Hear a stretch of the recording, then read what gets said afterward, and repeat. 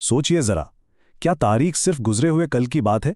Welcome to this explainer, जहां आज हम तफसीर और रूहानी नफ्सियात के जरिए एक बहुत ही डीप टॉपिक एक्सप्लोर करने वाले हैं। अक्सर हम पुरानी किताबों की बातों को सिर्फ कदीम कहानियां समझ लेते हैं, लेकिन आज क्लासिकल मुफस्सरीन की रोशनी में हम ये देखेंगे कि कुरान की तारीखी आयात किस तरह एग्जैक्टली हमारे आज के मसाइल को एड्रेस करती हैं। चलिए इस दिलचस्प सफ़र का आगाज़ करते हैं। एक बहुत अहम सवाल जो हम सबके जहन में आता है वो ये है कि क्या ये पुराने वाक़यात सिर्फ वक्त गुजारी की कहानियां हैं, या इन किस्सों के ज़रिए हमारी मौजूदा रूहानी हालात के लिए कोई लिविंग, ब्रीदिंग और अमली सबक मिलता है। आज हम इसी को डिकोड करेंगे कि ये किस्से दरअसल हमारी अपनी ज़िंदगी का आईना है।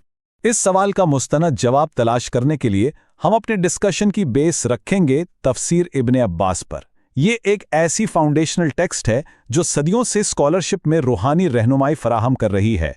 इसका हवाला इसलिए ज़रूरी है ताकि हमारा तज्जिया हवाई बातों के बजाय बिल्कुल ऑथेंटिक और क्लासिकल रूहानी तहकीक पर मबनी रहे।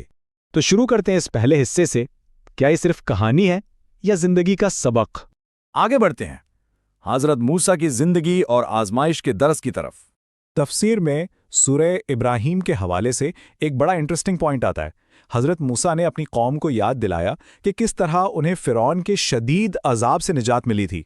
लेकिन यहाँ गौर करने वाली बात यह है कि ये निजात सिर्फ एंड ऑफ स्टोरी नहीं थी, बल्कि एक नई और बहुत बड़ी रूहानी आजमाइश का स्टार्ट था।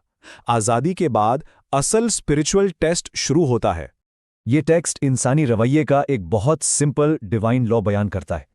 अगर दिल से शुक्र अदा किया जाए तो ये फर्दर ब्लेसिंग्स को अनलॉक करता है, लेकिन अगर हकीकत को झुटलाकर नाशुक्री की जाए तो उसके नतीजे में शदीद रूहानी और जिस्मानी अजाब ट्रिगर हो जाता है। ये आयत इस बात को बिल्कुल क्लियर कर देती है कि तारीखी रेस्क्यू मिशन सिर्फ फिजिकल आज़ादी का नाम नहीं थे। ये दरअसल दिलों का इम्तिहान था कि इंसान किस कदर शुक्रगुजार रह सकता है। इसे अपनी आम जिंदगी पर अप्लाई करके देखें। जब हमें किसी बड़ी मुश्किल से निजात मिलती है तो हमारा रूहानी रिएक्शन क्या होता है, शुक्र या गफलत? इस बेस पर अब आते हैं तीसरे हिस्से की तरफ, बनी इसराइल की तारीख का सफ़र। सूरह अल-इसरा की इस तफसीर पर ज़रा गौर करें। इसमें वाज़ेह पेशगोई की गई थी कि बनी इसराइल ज़मीन पर पावर तो हासिल करेंगे, लेकिन वो 2 मरतबा फसाद भी बर्पा करेंगे। यह सिर्फ कोई सिंपल हिस्टोरिकल फैक्ट नहीं था, बल्कि इंसानी फितरत की एक डीपली साइकोलॉजिकल पहचान थी कि पावर आने के बाद रूहानी गलतियां किस तरह दोहराई जाती हैं। चौथा हिस्सा, फसाद और सज़ा का मुसलसिल चक्कर, एक रिकरिंग पैटर्न। तफसीर हमें एक क्लियर कट पैटर्न दिखाती है जो 3 स्टेप्स में तकसीम है। पहला स्टेप, बेपनाह खुदाई नेमतों का मिलना। दूसरा स्टेप, शुक्र के बजाय तकब्बुर में आना और माशरे में फसाद फैलाना। और तीसरा स्टेप, लाजमी तौर पर जवाल और खुदाई पकड़ का शिकार होना।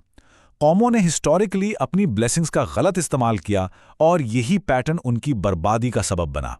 अगर हम इन दोनों पॉइंट्स को जोड़ें, एक तरफ हज़रत मूसा की आजमाइश और दूसरी तरफ बनी इसराइल को दी गई तनबीह, तो पिक्चर बिल्कुल साफ हो जाती है।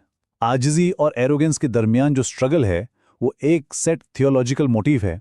ये सिर्फ गुजरे ज़माने की बातें नहीं हैं, एक रिकरिंग साइकिल है जो आज भी लागू है। लेकिन इस निज़ाम में एक बड़ी प्रोफाउंड बात भी है। तफसीर वाज़े करती है कि खुदाई रहमत हमेशा अवेलेबल रहती है, लेकिन अगर बार बार नाफरमानी और एरोगेंस की तरफ वापस पलटें तो सज़ा का सिस्टम भी एग्जैक्टली उसी तरह रिवर्ट करता है। ये एक कंटिन्यूअस मॉरल फ्रेमवर्क है।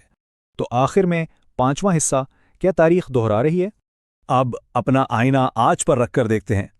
इस तजिए के लिए तफसीर इब्ने अब्बास में नूह, आद और तामूद की कौमों को एज अ केस स्टडी पेश किया गया है। ये वो लोग थे जिन्होंने ट्रुथ को रिजेक्ट किया और अपने शेयर एरोगेंस में मैसेज का मजाक उड़ाया। इनका अंजाम एक ऐसी मिसाल है जिसे मॉडर्न दुनिया भी इग्नोर नहीं कर सकती। ये आयत हमें इंट्रोस्पेक्शन पर मजबूर कर देती है। इन कौमों की तबाही की वजूहात, यानी उनका तकब्बुर और हक को मानने से इनकार, क्या आज के मुआशरे में बिल्कुल वैसे ही ओपनली अडॉप्ट नहीं की जा रही? ये प्रेसिडेंट हमारे ज़मीर के लिए एक बहुत बड़ा रियलिटी चेक है। अगर हम इन परसिस्टेंट ह्यूमन फ्लॉज पर गौर करें जो टेक्स्ट में हाईलाइट की गई हैं, जैसे मुसीबत के बाद डिलीवरेंस को भूल जाना, नेमतों की नाशुक्री, सोसाइटी में फसाद फैलाना और क्लियर वार्निंग्स को रिजेक्ट करना, तो पता चलता है कि ये ऐसी खामियां हैं जो टाइम और ज्योग्राफी से आज़ाद हैं। ये हर दौर में रेलिवेंट रहती हैं।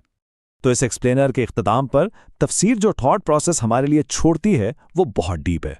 جب ہم اس قدیم وزڈم کو آج کی ماڈرن لائف پر اپلائی کرتے ہیں تو کیا ہم سیریسلی یہ انالائز کر سکتے ہیں کہ کیا ہم ایگزیکٹلی وہی غلطیاں ریپیٹ نہیں کر رہے جو پچھلی قوموں نے کی تھیں؟ اس ریفلیکشن کے بارے میں ضرور سوچئے گا، کیونکہ جواب ہی میں اصل روحانی شفٹ موجود ہے۔ آج کے لیے بس اتنا ہی۔